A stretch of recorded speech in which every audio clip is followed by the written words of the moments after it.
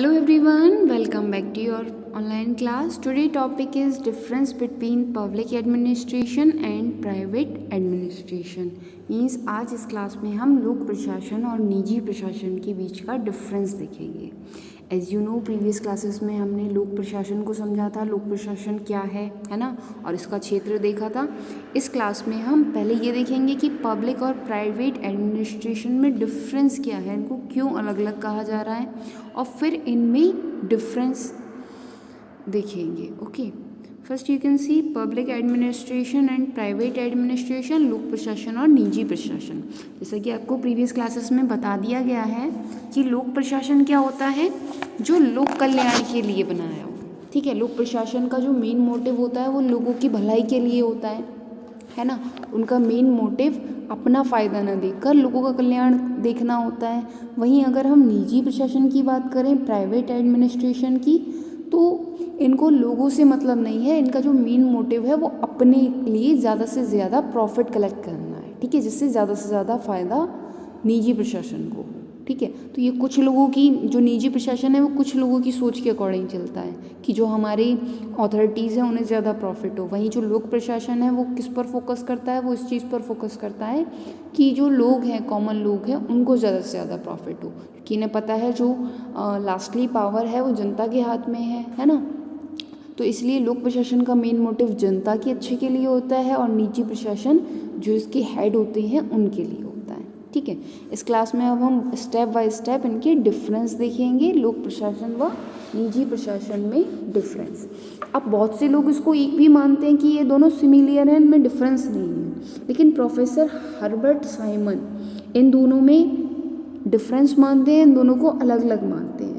ठीक है, अब ऐसे बहुत सारे पॉइंट्स हैं जिसकी वजह से डिफरेंट है. जैसे इनके उद्देश्य अलग हैं. ठीक है, और जो इनके मूल्य हैं वो बिल्कुल डिफरेंस है. मीन्स जो इनकी वैल्यू हैं, जो इनके टारगेट्स हैं वो बिल्कुल डिफरेंस हैं, है ना. तो इसलिए बहुत सारे प्रशासन थिंकर्स हैं, उन्होंने इन दोनों में डिफरेंस बताए हैं. इसके आधार पर हम देख सकते हैं कि इनमें जो इक्वेलिटीज़ भी हैं और अनइक्वलिटी भी है ना, इनइक्वलिटी भी है. तो अब वन बाय वन इस क्लास में हम इनके डिफरेंस को देखेंगे. First one is organisational difference, संगठनात्मक अंतर. मीन्स जो इनका संगठन है, ऑर्गेनाइजेशन है, उसकी बेसिस पर इनमें डिफरेंस है. जैसे एक का प्रबंध सरकार द्वारा किया जाता है. अब सरकार द्वारा किसका प्रबंध किया जाएगा, लोक प्रशासन का, है ना. और दूसरे का गठन व्यक्तिगत आधार पर व्यवसायियों के प्रबंध से जुड़ा है. मीन्स निजी प्रशासन है जो व्यक्तिगत आधार पर, मतलब अपने पर्सनल प्रॉफिट के लिए जो व्यवसायी होते हैं, ट्रेडर्स होते हैं, उनसे रिलेटेड है. सभी लोक संगठन पद सोपान्य, नौकरशाही, प्रतिमान, हायरार्किकल ब्यूरोक्रेसी मॉडल के अनुरूप संगठित किए जाते हैं. ठीक है, जबकि जो प्राइवेट संगठन होते हैं, प्राइवेट ऑर्गेनाइजेशन होते हैं, उनकी जो संरचना है, फॉर्मेशन है, उनका आधार मैट्रिक्स ढांचे के अनुरूप होता है. मीन्स लोक प्रशासन में क्या होता है, जो सिस्टम बनाया गया है उसमें दक्षता देखेंगे, कौन कितना इंटेलिजेंट है, तटस्थता देखेंगे, मतलब कितने टाइम तक रहेगा, है ना. और कार्य की उचित प्रक्रिया लिखित व औपचारिक दोनों तरीके से होगी, मतलब रिटन में भी सब कुछ रिकॉर्डेड रखा जाएगा और एक पूरी फॉर्मेलिटी चलती है लोक प्रशासन में. वहीं अगर हम निजी संगठन की बात करें तो इसका जो ढांचा है वो मैट्रिक्स है. अब इसमें क्या होता है, ये पूरा संगठन छोटे छोटे ग्रुप्स में डिवाइड होता है.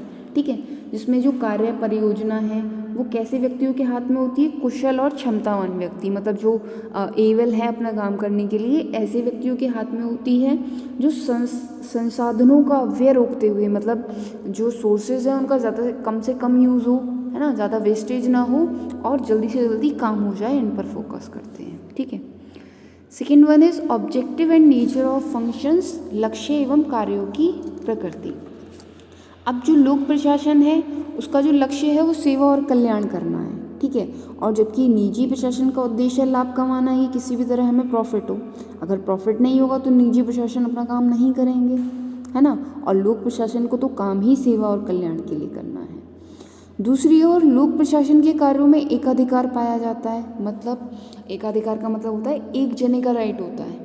ठीक है, वहीं जो निजी क्षेत्र है उनका तो सिर्फ एक ही मोटिव है, चाहे कितने लोगों के हाथ में वो हो और अधिकार हो, लेकिन वो ज़्यादा से ज़्यादा प्रॉफिट प्राप्त कर सकें. ठीक है, next one is personal difference, कार्मिक अंतर। अब कार्मिक अंतर क्या होता है? ये दोनों कामों के अंतर की वजह से भी दोनों एक दूसरे से डिफरेंट है। जैसे जो लोक प्रशासन है, पब्लिक एडमिनिस्ट्रेशन, वहाँ पे पद सोपान्य नौकरशाही व्यवस्था का कठोरता से पालन किया जाता है। मीन्स पद सोपान क्या होता है कि सब एक सीढ़ी नुमा स्ट्रक्चर है कि सब एक के ऊपर एक अधिकारी बैठा है, दूसरे के ऊपर दूसरा बैठा है ना, इस तरह से पूरा स्ट्रक्चर चलता है।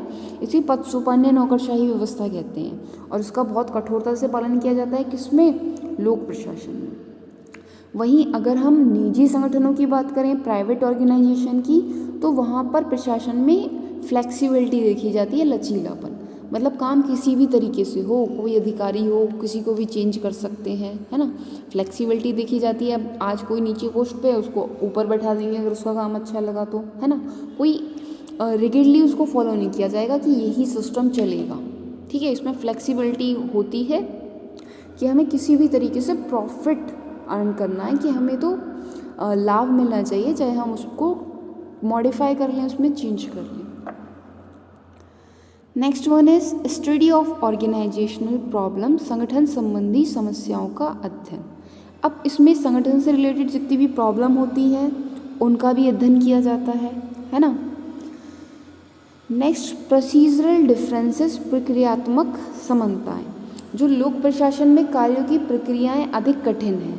मीन्स जो अगर हम पब्लिक एडमिनिस्ट्रेशन की बात करें, जो इसकी कार्य की प्रक्रिया है, मतलब प्रोसीजर है वर्क का, वो काफ़ी डिफ़िकल्ट है।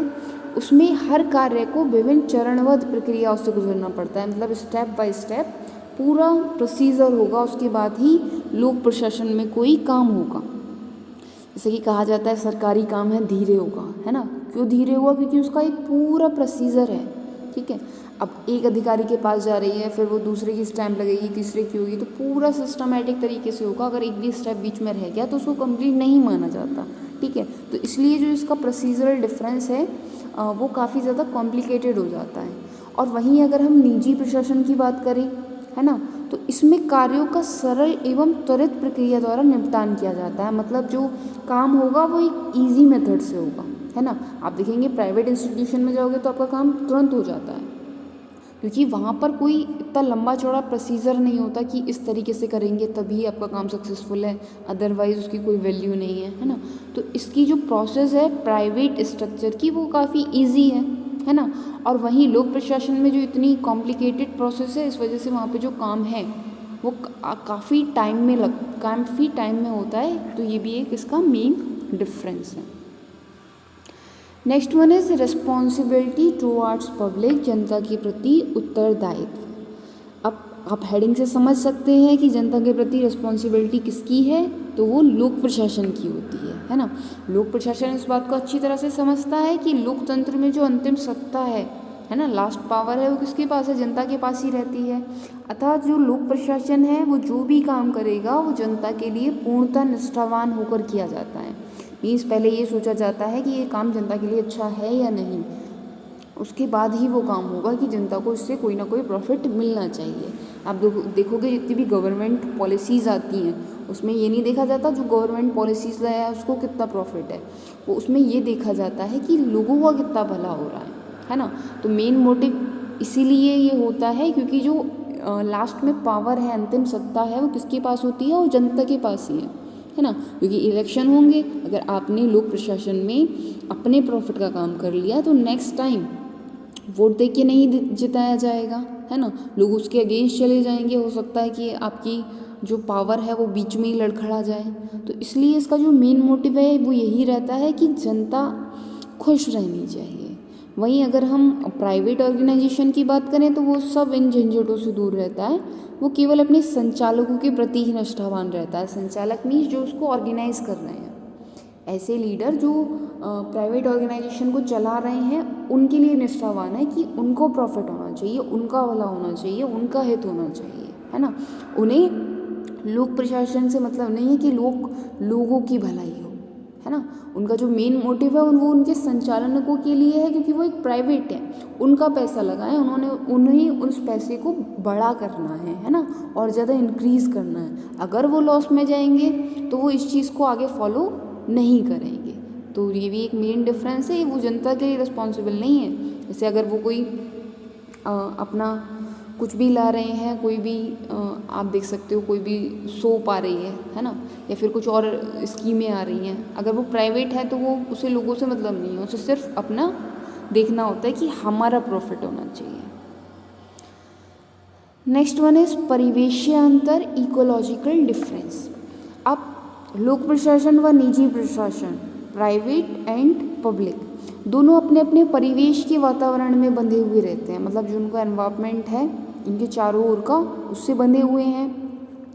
लोक प्रशासन का ज़्यादातर वातावरण राजनीतिक होता है, मतलब पॉलिटिकल लेवल से घिरा हुआ होता है, लेकिन जो निजी प्रशासन है उसमें इस प्रकार की कोई भी बंदिश नहीं होती। मीन्स जो लोक प्रशासन है वो देखिएगा कि हमारे पास हमारे आसपास का वातावरण कैसा है, ठीक है, मतलब हमें राजनीति से वो लोग बिलोंग करते हैं जो लोक प्रशासन लाएंगे, तो उन्हें उसी मोटिव से अपने काम करने हैं। बाकी निजी प्रशासन को मतलब नहीं है, किसी गवर्नमेंट है उन्हें दोबारा इलेक्शन थोड़े ना लड़ना है, ना ही किसी भी जनता को आंसर देना है किसी भी बात का, है ना, वो तो सिर्फ अपने मेन के लिए है। तो इसलिए जो परिवेशीय अंतर है वो भी एक इम्पॉर्टेंट भूमिका निभाता है इसमें। एंड लास्ट है आपका on the basis of authority, सत्ता का आधार। ऑथोरिटी के बेस पर भी इनमें डिफरेंस होता है। जैसे लोक प्रशासन में सत्ता का आधार कानून या संविधान होता है। मीन्स जो लोक प्रशासन है, पब्लिक एडमिनिस्ट्रेशन है, वो कानून या संविधान के अकॉर्डिंग अपना काम करेगा। उसे जो पावर मिली हुई है वो संविधान से मिली हुई है या कानूनों से मिली हुई है। जबकि जो निजी प्रशासन है वो कोई भी काम किसी भी समय करे, उनके ऊपर किसी भी टाइप की बाउंडेशन नहीं है ना।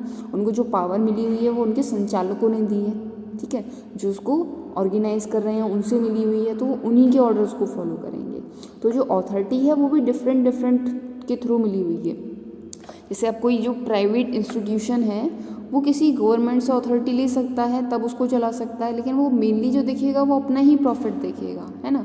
और लोक प्रशासन तभी बनेगा जब गवर्नमेंट उसको अथॉरिटी देगी। प्राइवेट इंस्टीट्यूशन तो गवर्नमेंट की अथॉरिटी लेने जाएगा, है ना, और जो लोक प्रशासन है वो तो अगर वो लोग चाहते हैं तभी इसकी फॉर्मेशन होगी, ठीक है। तो ये सब इसके बेसिस थे कि क्यों इनमें डिफरेंस होता है, ठीक है।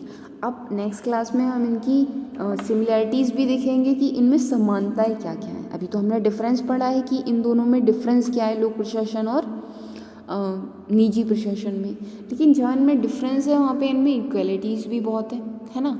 लोग ये जो काम करते हैं उस चीज़ को, जो सिमिलियर वर्क है, सिमिलियर टारगेट है, कहीं ना कहीं जो है इनका एडमिनिस्ट्रेशन का वर्क है, उसको हम नेक्स्ट क्लास में पढ़ेंगे। Okay, thank you for watching this class.